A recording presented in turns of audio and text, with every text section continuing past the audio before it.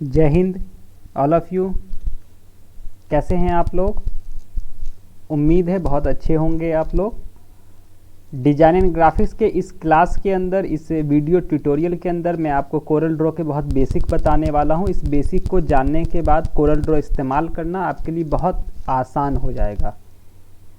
इस वीडियो को बहुत ध्यान से देखिएगा ताकि कोई भी इम्पॉर्टेंट पॉइंट आपसे छूट ना जाए, और इसको जानना इसलिए ज़रूरी है। और इसके बाद जो भी चीज़ें मैं आपको बताऊंगा उसकी प्रैक्टिस भी अपने कंप्यूटर पे ज़रूर कीजिएगा।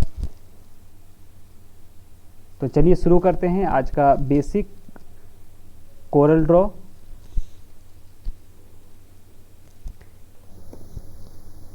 सबसे पहले आप कोरल ड्रॉ ओपन करेंगे। ओपन करते ही जैसे ही आप कोरल ड्रॉ ओपन करेंगे, आपके पास इस तरह का एक ब्लैंक पेज, एक ब्लैंक सॉफ्टवेयर आपको दिखाई देगा, ब्लैंक स्क्रीन दिखाई देगी।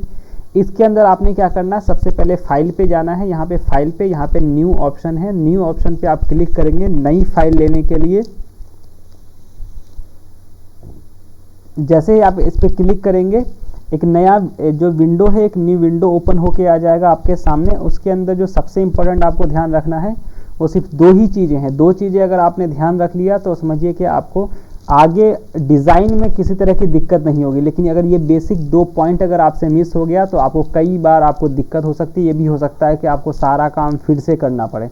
इसलिए इन दो चीज़ों का बहुत ध्यान रखेंगे। जो सबसे इम्पोर्टेंट है, सबसे पहले नंबर पे है, वो आपका है, मैं आपको सब बता देता हूँ और फिर उसके बाद वो दो पॉइंट बताता हूँ मैं आपको। जो सबसे देखिए, यहाँ पे नाम है, यहाँ पे आपको नाम है, कोई भी टाइटल जो भी आप नाम देना चाहते हैं, जो भी आपका प्रोजेक्ट है वो नाम दे सकते हैं। जैसे कि अगर मैं अभी आपको ट्रायल एक बेसिक बता रहा हूँ तो मैंने बेसिक, यहाँ पे बेसिक कोरल लिख दिया मैंने। तो वैसे ही आप कुछ भी यहाँ पे लिख सकते हैं। अब देख सकते हैं कि मैंने क्या किया, नाम में यहाँ पे बेसिक कोरल लिखा है। और तो सबसे पहले नाम है, ये बहुत बेसिक है, आप यहाँ भी दे सकते हैं, नहीं भी देंगे तो भी कोई इशू नहीं है। उसके बाद यहाँ पे आपका जो है दूसरा सबसे इम्पोर्टेंट है, यहाँ पर ये है साइज़।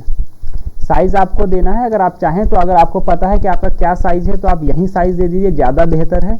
यहाँ पे आप साइज़ दे देंगे तो बहुत बेहतर होगा। यहाँ पे साइड में ही देखिए एक ये यूनिट हैं, डिफरेंट यूनिट्स हैं। उस यूनिट को आप सिलेक्ट कीजिए कि आप किस यूनिट में आप साइज़ देना चाहते हैं। मान लिया कोई पोस्टर वगैरह बनाना चाहते हैं तो आप इंच में भी दे सकते हैं, मिलीमीटर में दे सकते हैं, सेंटीमीटर में, जिसमें भी आपका साइड है। लेकिन अगर आप कोई फ्लैक्स वगैरह बना रहे हैं तो फिट में आप दे सकते हैं।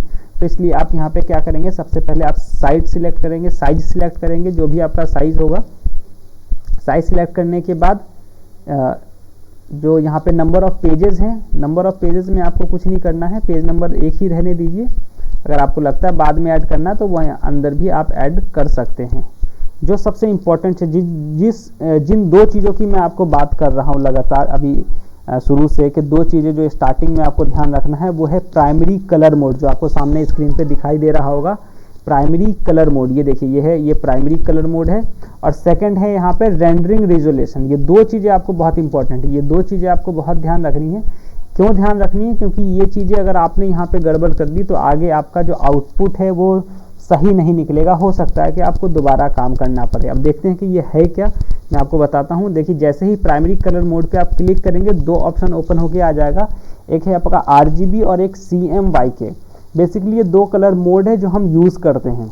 मेरे स्क्रीन पे भी आप देख रहे होंगे, साइड में यहाँ पे दो कलर दिए होंगे, दो कलर प्लेट दिए हुए हैं। ये दो कलर प्लेट इसलिए कि एक RGB के लिए, एक CMYK के लिए।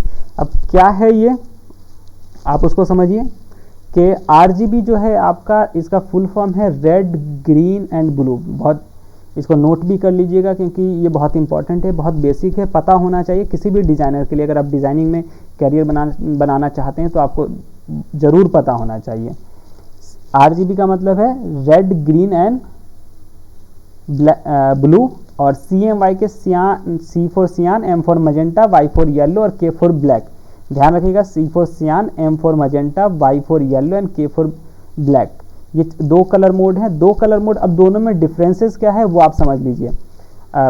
CMYK जो है, जो आपका है, वो बल्क में, जब बहुत ज़्यादा क्वांटिटी में कोई प्रिंट आउट निकालते हैं तो उसके लिए हम CMYK कलर मोड इस्तेमाल करते हैं। ये बहुत, मैं इजी शब्दों में, आसान शब्दों में समझा रहा हूँ। और जब हम 200, 300, 500, 1000 जब भी हम बल्क में कोई भी चीज़ प्रिंट आउट निकालते हैं तो आप ध्यान रखिएगा कि CMY के कलर मोड इस्तेमाल करेंगे। लेकिन अगर जब आप 1 2 3 कुछ लिमिटेड क्वांटिटीज़ में अगर आप कोई भी प्रिंट निकालना है आपको, तो उसके लिए आप RGB या फिर वेबसाइट वगैरह के लिए आपको कोई डिज़ाइन बनाना है तो उसके लिए आप क्या सिलेक्ट करेंगे, RGB ही कलर मोड सिलेक्ट करेंगे। ये मैंने बहुत सिंपल शब्दों में बताया। अब मैं थोड़ा सा बताता हूँ टेक्निकल चीज़ों में, आपको बताता हूँ कि आखिर ये ऐसा क्यों। ऐसा इसलिए कि जो डिजिटल प्रिंटिंग जितनी भी है हमारी, वो RGB पे प्रिंट होती है। आपको ध्यान रखना है, जितनी भी डिजिटल प्रिंटिंग है, चाहे वो आपके पास पर्सनल प्रिंटर्स हों या फिर जो डिजिटल प्रिंटर मार्केट में अवेलेबल हैं, जितने भी डिजिटल प्रिंटर हैं वो क्या होता है, वहाँ पे RGB कलर मोड यूज़ होता है। और CMY के जो होता है ऑफसेट प्रिंटिंग के लिए यूज़ होता है। तो जितने भी हमारे न्यूज़पेपर हैं, मैगजीन है, बुक है, ये सब भी कहाँ निकलते हैं, ये सब बल्क में निकलते हैं, बहुत ज़्यादा क्वांटिटी में निकलते हैं और ये निकलते हैं ऑफसेट प्रिंटिंग पे।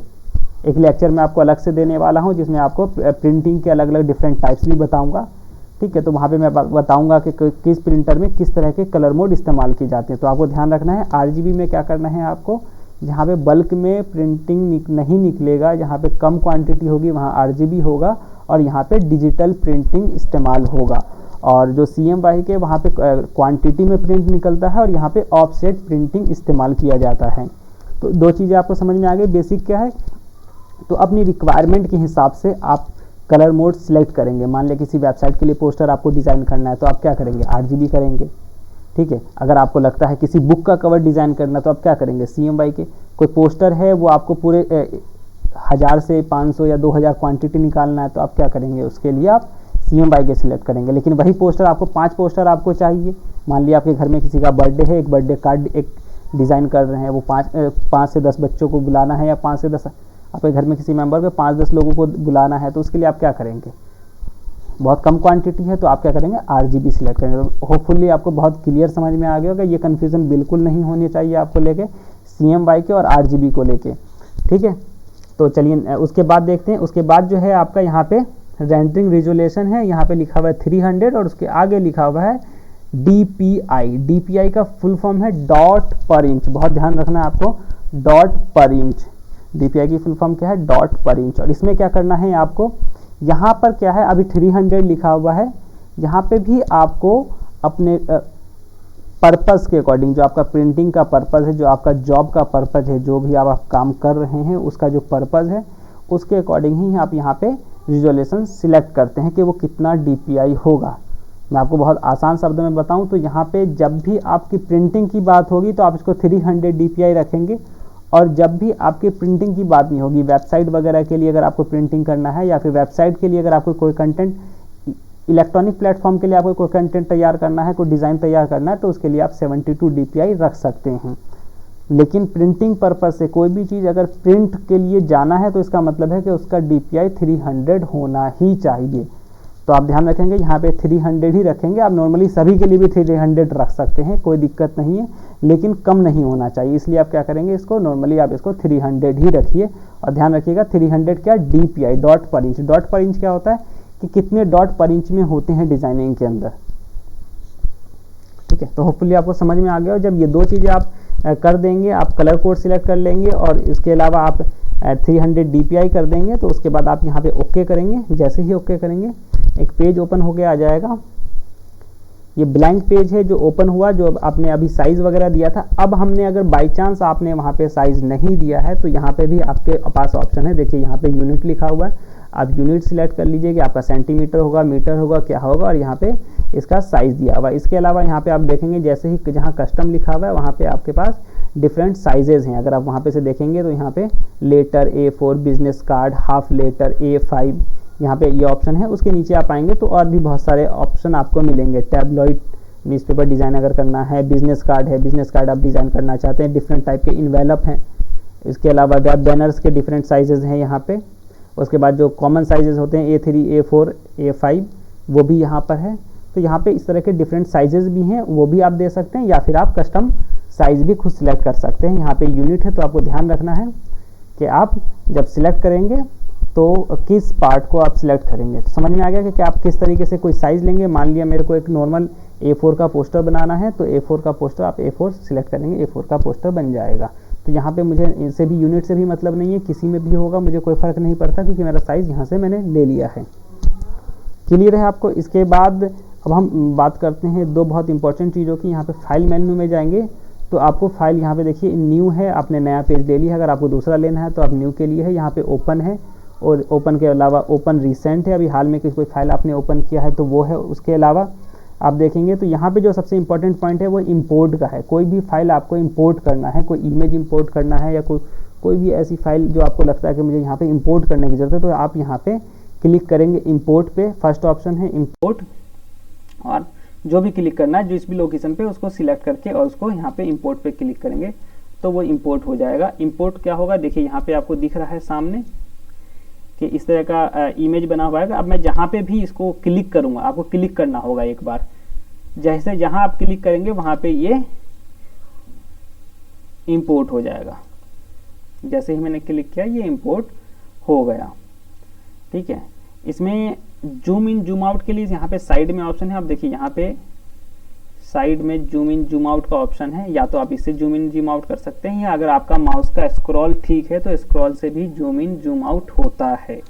इसके अलावा एक जगह और ऑप्शन है आपके पास जूम इन जूम आउट के लिए, वो यहाँ पर है। ये देखिए यहाँ पे 19% लिखा हुआ है, 19% पे आप क्लिक करेंगे तो देखेंगे यहाँ पे अलग अलग डिफरेंट है कि आपको किस साइज में लेना है, फिट करना है, आपको पूरे पेज देखना है आपको, या फिर आपको जो आपका सिलेक्टेड आइटम है उसको देखना है, तो उसके अकॉर्डिंग आप यहाँ पर देख सकते हैं। ये 2-3 ऑप्शन है जूम के लिए। वैसे ही इंपोर्ट की जब मैंने बात की तो यहाँ फाइल पर आप गए, फाइल पे जाने के बाद आपने इंपोर्ट किया। वैसे ही सेम अगर आप यहाँ पे कहीं पे राइट क्लिक करेंगे तो भी इंपोर्ट का ऑप्शन आएगा, और इसका जो शॉर्टकट की है इंपोर्ट करने का वो बहुत इंपॉर्टेंट है, वो ध्यान रखिएगा। जितने ज़्यादा आप शॉर्टकट की इस्तेमाल करते हैं, आपकी जो स्पीड है, जो फ्रीक्वेंसी है काम करने की, जो एक्सपर्टीज़ हैं वो बहुत अच्छी हो जाती हैं। इसलिए शॉर्टकट कीज़ आपको मैक्सिमम पता होना चाहिए। किसी भी सॉफ्टवेयर को डिज़ाइन करते समय, किसी भी सॉफ्टवेयर पे काम करते में उस सॉफ्टवेयर से रिलेटेड जितने भी शॉर्टकट इंपॉर्टेंट शॉर्टकट की हैं वो आपको पता होना चाहिए। तो इंपोर्ट करने के लिए क्या है, कंट्रोल आई। जैसे ही आप कंट्रोल आई प्रेस करेंगे सेम वही इंपोर्ट का ऑप्शन आ जाएगा, और जो भी इमेज आपको लेना है उसको आप सिलेक्ट कीजिए और देन उसके बाद इंपोर्ट पे क्लिक कर दीजिए और ये यहाँ पे पेस्ट कर दीजिए, ये इंपोर्ट हो जाएगा आपका। ठीक है, समझ में आ गया आपको इंपोर्ट कैसे करना है। सेम चीज़ है एक्सपोर्ट करने के लिए, एक इंपोर्ट और एक एक्सपोर्ट। किस तरीके से, किसी फाइल, मान लिया आपने ये डिज़ाइन कर लिया है, आपको ये 2 फाइल एक साथ लगाना था, आपने यहाँ पे लगा दिया। अब इसको आउटपुट देना है आपको, आउटपुट। तो आउटपुट कैसे देंगे, यहाँ पे सेम है, फाइल में जाके एक्सपोर्ट करेंगे। या तो आप फाइल को यहाँ पे देखिए एक्सपोर्ट का ऑप्शन है, या फिर आप क्या करेंगे, कंट्रोल ई करेंगे, ई फॉर एक्सपोर्ट। तो कंट्रोल ई जैसे ही आप करेंगे एक्सपोर्ट का ऑप्शन आ जाएगा। एक्सपोर्ट के ऑप्शन में जब भी आप देखेंगे तो यहाँ पे आपके देखिए सबसे पहले फाइल नेम है, जो भी आपको देना है वो फाइल नेम हो सकता है। जैसे मान लिया लोगो डिज़ाइन किया हमने, लोगो डिज़ाइन, तो आपने लोगो डिज़ाइन लिखा। उसके बाद यहाँ पे है सेव एज ए टाइप, किस टाइप की आपको फाइल सेव करनी है। बहुत सारे ऑप्शन है, कोरल से आप जेपीजी बना सकते हैं, पीडीएफ बना सकते हैं, एडोब इलस्ट्रेटर की फाइल बना सकते हैं, पीएनजी बना सकते हैं, तो जीआईएफ बना सकते हैं। तो आपके पास बहुत सारे ऑप्शन है। तो आपको क्या करना है, इमेज, आपको इमेज बना के देना है, तो आपको इमेज है, पीडीएफ है, जो भी आपको बनाना है उसके अकॉर्डिंग आप उसको सिलेक्ट कर लीजिए, देन एक्सपोर्ट पे क्लिक कीजिए और आप एक्सपोर्ट कर लेंगे उस फाइल को। ठीक है, तो इंपोर्ट, किसी भी फाइल को इंपोर्ट करना और एक्सपोर्ट करना आपको आ गया होगा, उम्मीद है। तो इसके साथ साथ अब मैं आपको आगे बताऊं कि करना क्या है हमें। तो इसके अलावा यहाँ साइड में कुछ टूल्स हैं जो हमें जानना ज़रूरी है। ये कुछ टूल्स हैं यहाँ पर, ये टूल्स के बारे में हमें पता होना चाहिए। तो ये टूल्स कौन कौन से हैं एक बार नज़र मार लेते हैं। ये मैक्सिमम टूल्स आपको, लेकिन मैं आपको पहले से बता दूं कि आपने अब तक फोटोशॉप भी सीखा है, अगर आपने कोरल सीखा या अदर दूसरे सॉफ्टवेयर पे काम किया है तो आप इन टूल्स को बहुत आसानी से आपको जानते होंगे। लगभग सेम टूल्स होते हैं, थोड़ा सा तरीका डिफरेंट हो जाता है, कुछ चीज़ें ऐड हो जाती हैं किसी सॉफ्टवेयर में तो कुछ चीज़ें हट जाती हैं। तो चलिए देखते हैं कि वो कौन कौन से टूल्स हैं जिसका इस्तेमाल आप यहाँ पे अपनी क्रिएटिविटी को और बेहतर बनाने के लिए कर सकते हैं। ये कॉमन टूल है, आप सबको पता है, सभी सॉफ्टवेयर्स में होता है। ये पिक टूल है, इसको पिक टूल कहते हैं, किसी में सिलेक्शन टूल कहते हैं, किसी में पिक टूल कहते हैं। तो ये आपने पिक टूल करके किसी को मूव करने के लिए भी हम इसका इस्तेमाल करते हैं, कि हमने इसको पिक करके कहीं भी मूव करके ले गए। ये देखिए, इस पर क्लिक किया और इसको हम लेकर चले गए। ठीक है, लेकिन हाँ, एक और चीज़ करना, किसी भी, अगर आपको लगता है किसी इमेज को रोटेट करना है तो उसके लिए भी ये टूल काम आता है। इसी पिक टूल के थ्रू हम रोटेट करते हैं। कैसे करते हैं, ये इमेज है, आप इस इमेज पे आप डबल क्लिक कीजिए और डबल क्लिक करने के बाद आप इसको देखिए कॉर्नर में अगर आप करेंगे तो ये रोटेट हो जाएगा। इसके साथ साथ यहाँ पे देखिए आप साइड में ये एरो है, इससे देखिए ये, तो ये रोटेट करने के लिए भी हम इसको इस्तेमाल करते हैं। अगर आपको लगता है कि आपको कोई इमेज रोटेट करने की ज़रूरत है तो आप इसको यहाँ से रोटेट कर सकते हैं। ध्यान रखना है कि ये रोटेट के लिए एक और ऑप्शन है आपके पास। इसी के साथ साथ कितना रोटेट होगा आप यहाँ देखेंगे, ऊपर यहाँ 192 है, ये एंगल है, कितने एंगल पे आपने रोटेट किया है। अगर आपको लगता है तो वो यहाँ से भी आप उसको साइज दे सकते हैं। जैसे वहाँ देखिएगा तो मैं चेंज होगा, जैसे जैसे मैं इसको रोटेट करूँगा वहाँ पे वो चेंज होता जाएगा। तो समझ में आ गया आपको कि अगर आपको रोटेट करना है या किसी को पिक करना है तो आप उसके लिए कौन सा इस्तेमाल करेंगे, टूल, पिक टूल का इस्तेमाल करेंगे। इसके अलावा ये सेकंड टूल है। इस टूल के अंदर ये बहुत सारे शेप हैं, ये शेप वगैरह को चेंजिंग लाने के लिए होता है। किसी शेप में अगर आपको लगता है कि मुझे चेंज करना है तो आप उसके अंदर ये देखिए, उसके अंदर आप ये इसका इस्तेमाल भी कर सकते हैं। ठीक है, शेप टूल का इस्तेमाल करने के बाद आप इसका इस्तेमाल कर सकते हैं। जैसे मान लिया कि मुझे यहाँ पे हाफ लेना है, देखिए, तो आपने उस पॉइंट को उठा के आपने नीचे कर दिया। तो ये शेप टूल है। किसी भी शेप के अंदर आपको लगता है कि थोड़ी बहुत चेंजिंग लानी है तो उसके लिए आप इसको इस्तेमाल कर सकते हैं। इसका आगे जब आप काम करेंगे तो आपका इसका इस्तेमाल होगा। फिलहाल अभी इसका इस्तेमाल नहीं है, मैं आपको बताऊंगा। ये क्रॉप टूल है। अगर आपको लगता है कि क्रॉप करना है तो ये क्रॉप टूल है, उसका इस्तेमाल करेंगे। ये जूम है। यहाँ पे कुछ आपके काम के बहुत सारे टूल्स हैं। यहाँ पे देखिए सबसे जो आपका कॉमन टूल है ये पेन टूल है। पेन टूल किसी भी ड्रॉ को डिज़ाइन करने के लिए इस्तेमाल किया जाता है और ये सबसे ज़्यादा इस्तेमाल होता है। सबसे ज़्यादा आपको इसी की प्रैक्टिस करनी है। इसको क्या करना है, आपने इसको ड्रॉ करने के लिए, मान लिया ये ड्रॉ है, ये एक इमेज है, मुझे ऐसा ही ड्रॉ एक और करना है तो मैं क्या करूँगा, यहाँ पे देखिए, यहाँ पे रख के सेम टू सेम इसको कॉपी करने की अगर कोशिश करूँगा तो इसके थ्रू मैं इसको यूज़ करूँगा। तो इसके लिए आपको क्या करना है मैं एक बार फिर से आपको बताता हूँ। आपने कहीं पे भी क्लिक करना है, तो उसके बाद जहाँ से भी आपको लगता है कि एक सही रोटेशन बन पाएगा, सही वो डिज़ाइन रोटेट हो पाएगा, तो पहले पॉइंट पे क्लिक करके छोड़ देना है। लेकिन दूसरे पॉइंट पे क्लिक करके माउस नहीं छोड़ना है आपको। माउस को प्रेस किए हुए रहना है, तब तक प्रेस किए हुए रहना है, तब तक जब तक कि आप से सही शेप ना बन जाए। तो पहले अपने शेप बनाना है। शेप कैसे बनेगा, देखिए, एक पॉइंट को मैं ऊपर, जैसे जैसे आप इस पॉइंट को नीचे ले जाएंगे ऊपर वाला पॉइंट उठेगा और जो एक पीछे जो एंगल है उससे कर्व होगा। देखिए मैं इसको मूव कर रहा हूँ, आप पेन देख रहे होंगे, इस पेन को मैं मूव कर रहा हूँ तो पीछे वाला जो एरो है वो उसके अकॉर्डिंग मूव हो रहा है। तो आपने क्या करना है, इसको मूव करना है इस तरीके से कि वो प्रॉपर शेप बन जाए। इसको करने के बाद ऑल्ट प्रेस करेंगे और ऑल्ट प्रेस करने के बाद इस पॉइंट पे आएंगे, आप यहाँ पे आएंगे। देखिए मेरे जहाँ पे पेन है, पेन कहाँ पर है, वहाँ पे आने के बाद आपने क्या करना है, आप ध्यान देखिए, मैं जूम करता हूँ ताकि आपको और दिखाई दे। यहाँ पे आने के बाद ऑल्ट प्रेस करना है और यहाँ पे आना है, ठीक है। और उसके बाद जैसे ही ये दो एरो आपको दिखाई देगा, देखिए जैसे ही पेन के नीचे, अभी देखिए यहाँ पे नहीं है कोई एरो, लेकिन जैसे ही आप यहाँ पे लाएंगे ये एरो दिखाई देगा पेन के नीचे, नोड लिखा हुआ आ जाएगा। तब आपने क्या करना है, माउस से वहाँ पे क्लिक करना है और तब तक आपको ऑल्ट प्रेस करके ही रखना है। जैसे क्लिक करेंगे, ये इसलिए है ताकि देखिए अब इसके बाद से ये आधी पीछे की जो लाइन है, शेप है, वो हट गया ताकि आप एक सही शेप दे पाएँ उसको। देखिए अब यहाँ पे फिर मैंने किया है और फिर मैं वही काम कर रहा हूँ।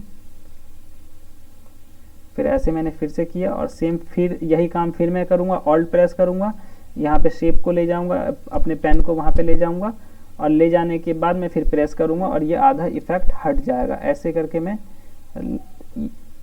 डिज़ाइन करूँगा और इस तरीके से मैं इसको एक पूरा कंप्लीट डिज़ाइन अब दे दूँगा। अब देखिए कि मैंने क्या किया, एक कंप्लीट डिज़ाइन बना लिया है।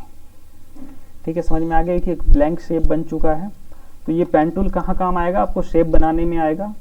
कलर वगैरह के लिए कैसे देंगे वो मैं आपको बाद में बताऊंगा कि इसमें कलर कैसे हम दे सकते हैं, इस शेप के अंदर कौन कौन से तरीके से हम कलर फिल कर सकते हैं वो मैं बताऊंगा। लेकिन फिलहाल अभी मैं आपको क्या बता रहा हूँ कि पेन टूल का इस्तेमाल कहाँ पर और किस तरीके होगा। तो इसी तरीके से यहाँ पे और भी कई सारे टूल्स हैं।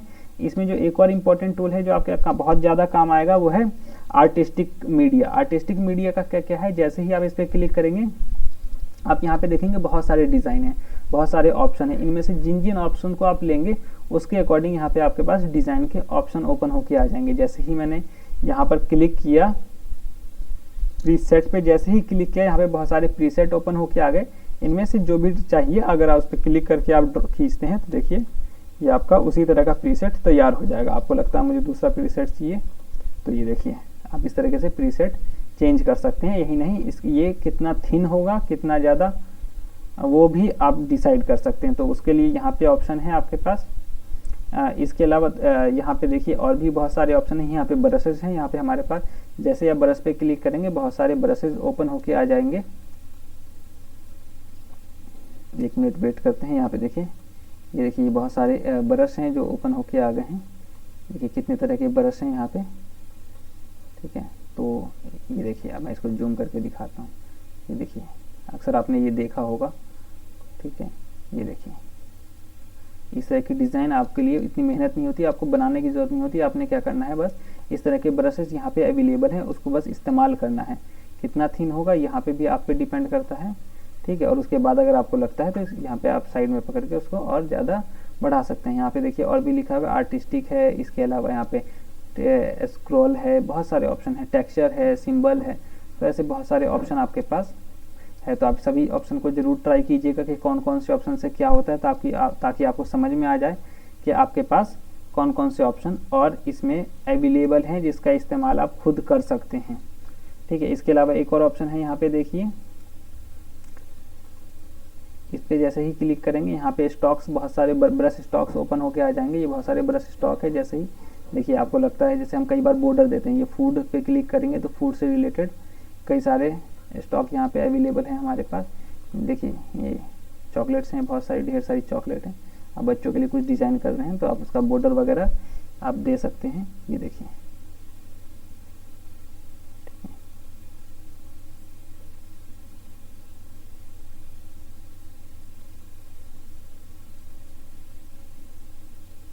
तो इस तरीके से आप बहुत सारे यहाँ पे स्टॉक्स हैं जिसको आप यूज़ कर सकते हैं। यहाँ देखिए बहुत सारे ऑप्शन हैं आपके पास, ठीक है। तो इन सभी ऑप्शन को आप यहाँ से यूज़ कर सकते हैं। तो आपने इनको यूज़ करना है, आपको देखना है और कौन कौन से ऑप्शन आपके लिए अवेलेबल हैं। यहाँ पे देखिए स्टोन है,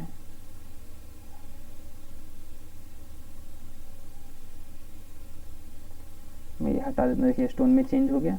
तो इस तरीके से आप इन मीडिया को इस्तेमाल कर सकते हैं, ठीक है। तो आपको समझ में आएगा कि ये बहुत काम आने वाला है आर्टिस्टिक मीडिया आपके लिए। ये पेन टूल आपके काम आने वाला है। इसके अलावा भी ये सब अलग अलग डिज़ाइन है, ये सारे पेन टूल की तरह ही अलग अलग शेप देने के लिए बने हुए हैं, तो जिनका भी इस्तेमाल आप करते हैं। जैसे ये फ्री हैंड है, फ्री हैंड का मतलब है आपके माउस के ऊपर कमांड है, आप कुछ भी डिज़ाइन कर सकते हैं। अगर आपको लगता है कि डिज़ाइन करना है, जैसे मैं लिखता हूँ डिज़ाइन, ठीक है, तो आप उसका इस्तेमाल कर सकते हैं,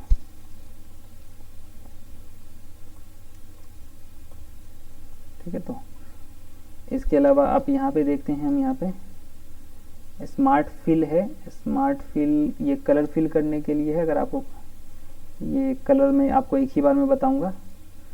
स्मार्ट फिल अभी आप इसको छोड़ दीजिए, इसको हम वापस छोड़ देते हैं ऐसे ही। यहाँ देखिए यहाँ पे आपके पास शेप है, शेप बहुत काम आने वाला है। यहाँ पे ये रेक्टेंगल है, यहाँ पे स्क्वायर है, ठीक है। तो अब आपको रेक्टेंगल के कोई शेप बनाना है तो उसके लिए आप इसको इस्तेमाल करेंगे। यहाँ पे आपने क्या करना है, देखिए मैंने रेक्टेंगल के शेप बनाया, लेकिन इसमें क्या क्या वेरिएशन और हो सकता है जो आपको ऑलरेडी अवेलेबल है। हो सकता है कि आपको एक वेरिएशन की ज़रूरत है, लेकिन वो वेरिएशन आपको बनाना नहीं पड़ेगा क्योंकि यहाँ पे ऑलरेडी अवेलेबल है। तो कैसे आपको पता चलेगा, तो जैसे ही मैंने अब स्क्वायर पे क्लिक किया, इसमें और क्या क्या चीज़ें हो सकती हैं उसको देखने की ज़रूरत है। तो मैं आपको बताता हूँ। इसमें क्या है, आपका ये हो गया। इसके अलावा अभी देखिए सब इसके चारों जो एजेस हैं वो बिल्कुल इक्वल हैं। ये जो रेक्टेंगल है इसके चारों एजेस बिल्कुल इक्वल है, उसमें कोई चेंजिंग नहीं है। लेकिन अगर आपको लगता है कि मुझे एजेस वगैरह में कर्व देने की ज़रूरत है, तो यहाँ देखिए आपके पास यहाँ पे 3 ऑप्शन है। मैं आपको दिखाता हूँ कहाँ पे है ये ऑप्शन। आपको क्या देखना है, आपको यहाँ पे ध्यान रखना है, आपको यहाँ पे ध्यान रखना है, ये पार्ट आपको ध्यान रखना है और साथ के साथ इसको भी ध्यान रखना है, ठीक है। मैं आपको दिखाता हूँ कैसे। जैसे ही यहाँ पे अभी ये सर्कल है, उसके बाद यहाँ पे 0 0 है। अगर मैं इसको बढ़ाता हूँ, देखिए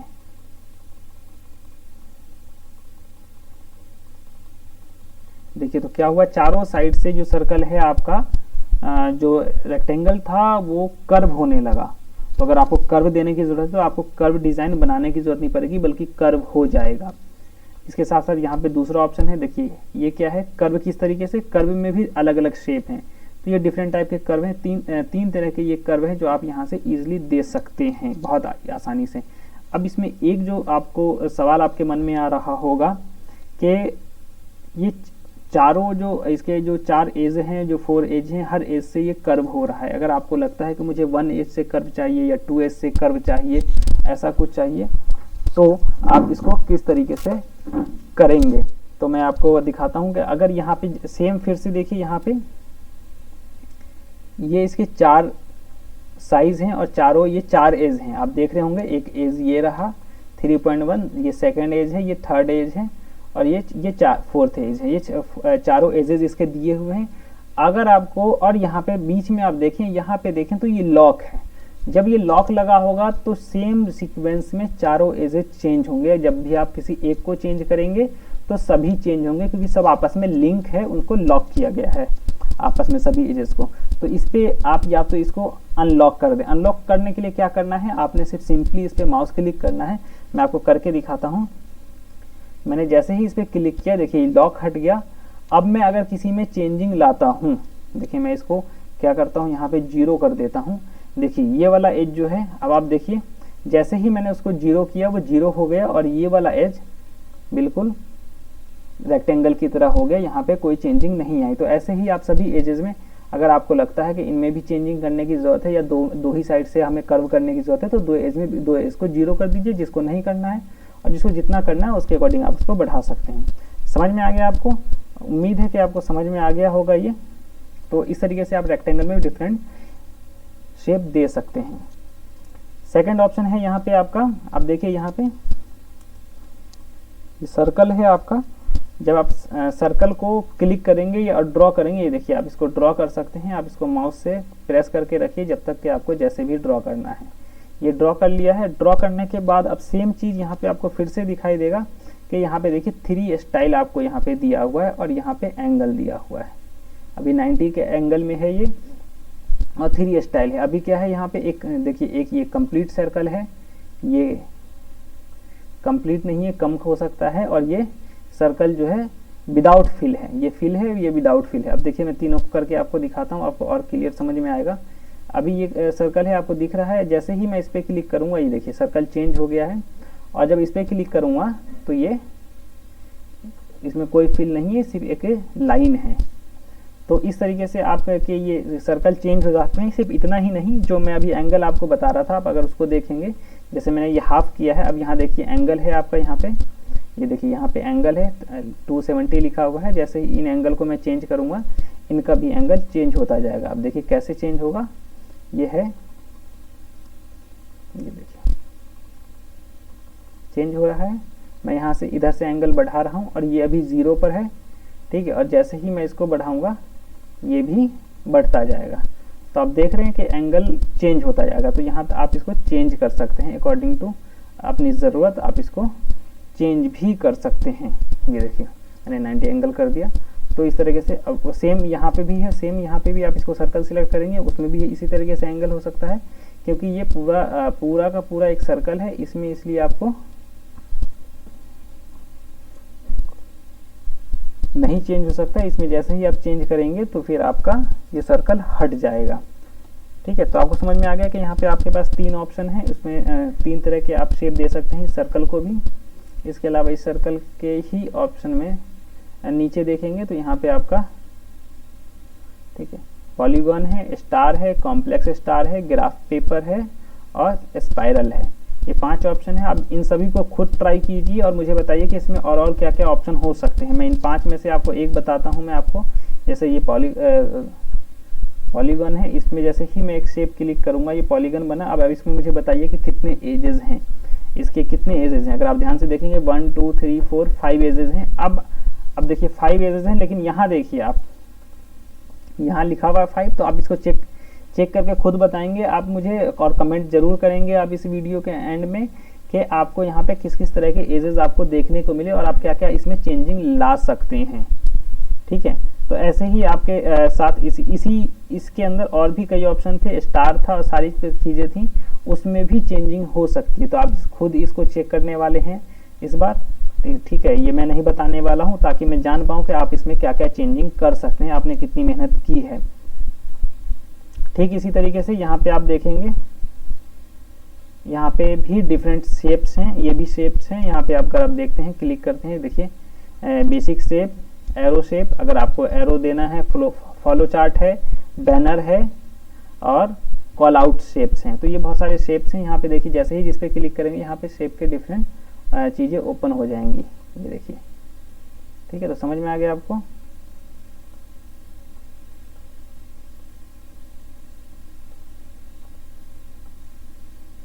ये देखिए, तो डिफरेंट शेप्स हैं जो आप यहाँ से दे सकते हैं। वैसे ही एरो में है, एरो में आप जैसे जाएंगे यहाँ पे डिफरेंट तरह के एरोज हैं जिसका आप इस्तेमाल कर सकते हैं।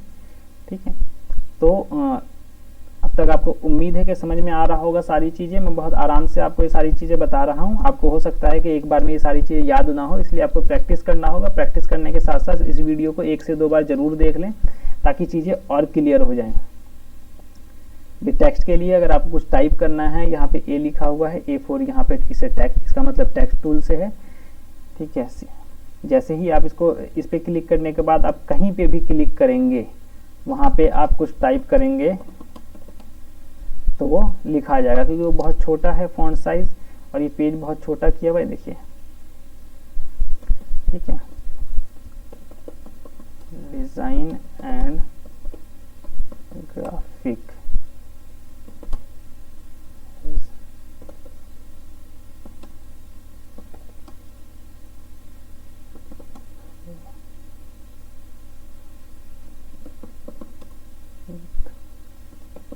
After 12th। ठीक है, तो जैसे मैंने टेक्स्ट लिखा, इस तरीके से आप कोई टेक्स्ट लिखना चाहते हैं, उसको आप शेप देना चाहते हैं। देखिए, मैं इसको यहाँ पे इसको बड़ा कर सकता हूँ, इसी किसी कॉर्नर से आप इसको पकड़ के आप इसको छोटा कर सकते हैं। यही नहीं, अगर आप ऊपर देखेंगे, टेक्स्ट से रिलेटेड जितनी भी चीज़ें होती हैं जो MS वर्ड वगैरह में नॉर्मल में होती हैं, वो सेम चीज़ें आपको यहाँ मिलेंगी।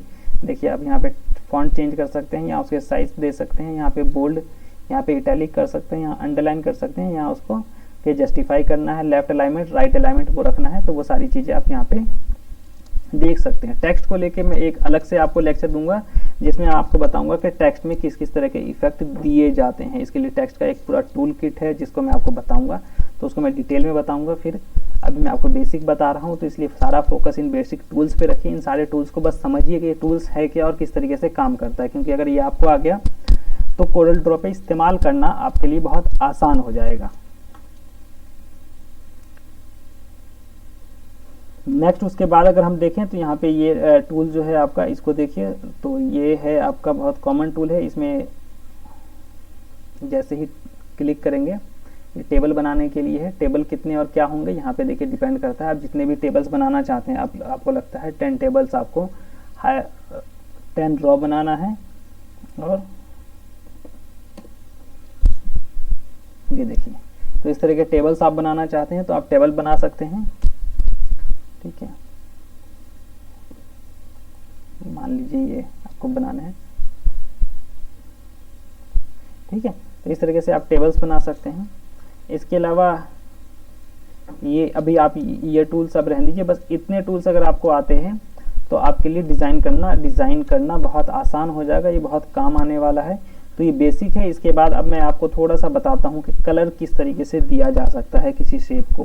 तो ध्यान रखना है कि कोई भी इमेज आपने इंपोर्ट की है उसको कलर नहीं दे सकते। जैसे इमेज है, अब इसको आप कलर नहीं दे सकते। यहाँ पे आप देखिए कलर साइड में बॉक्स है, इस पर अगर किसी भी कलर पे क्लिक करेंगे, क्योंकि वो इमेज है तो इमेज को कलर नहीं दिया जा सकता। कलर किसको दे सकते हैं? जो इमेज ना हो, जो कोई शेप हो जिसे आपने खुद डिज़ाइन किया हो, या जो डिज़ाइन शेप हो, इसको वेक्टर और वेक्टर फाइल कहते हैं। ठीक है, तो जो हमने डिज़ाइन किया है जो चीज़ें, उसको कलर दे सकते हैं। देखिए मैं साइड में अगर क्लिक करता हूँ, ये कलर हो गया। साइड में कलर प्लेट है, इससे आप कलर कर सकते हैं। इसके अलावा अब मान लेते हैं कि मैं सेम डिज़ाइन मैं बना देता हूँ। ये जो डिज़ाइन है, मैं इस डिज़ाइन को वापस में बनाता हूँ, या हमने बनाया था, अगर मैं उस डिज़ाइन अगर वो मिल जाता है मुझे, तो एक बार देख लेते हैं।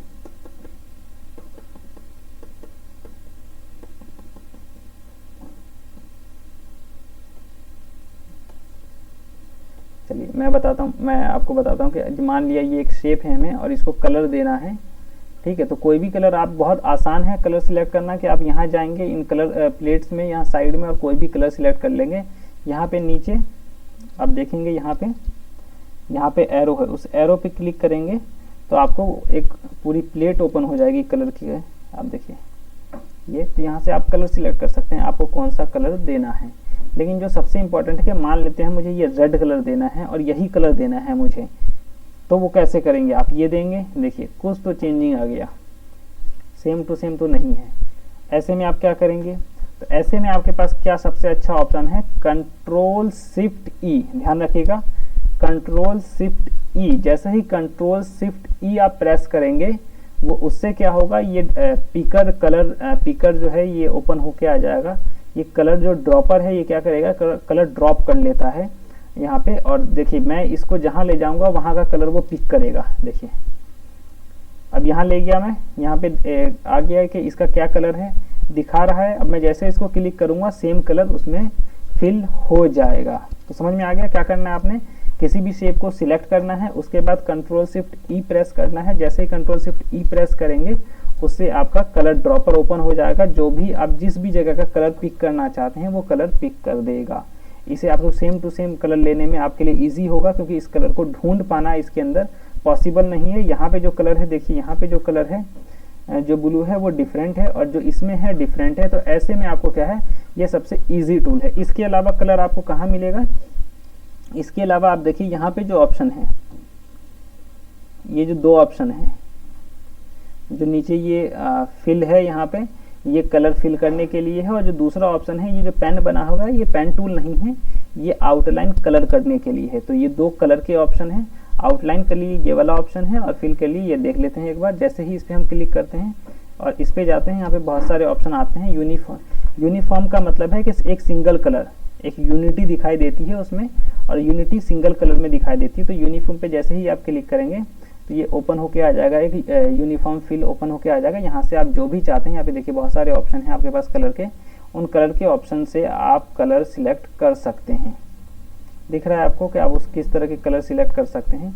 और ठीक है, तो आपको अगर लगता है कि मुझे कोई कलर सिलेक्ट करना है, आप यहाँ से भी कलर, बहुत सारे कलर बना सकते हैं खुद भी, जो अगर आपके हो सकता है साइड के प्लेट्स में ना हो, या फिर अगर आपको लगता है तब भी बाहर का पिक करना है, तो ऐसे तब ये ऑटोमेटिक ड्रॉपर ओपन होता है। जैसे ही आप बाहर ले जाएंगे वो ड्रॉपर आपको उस जगह पे पहुंचा देगा जहाँ का वो कलर है, तो वो कलर ऑटोमेटिक वहाँ पहुँच जाएगा और उसके बाद आप ओके करेंगे तो वहाँ पे वही कलर हो जाएगा।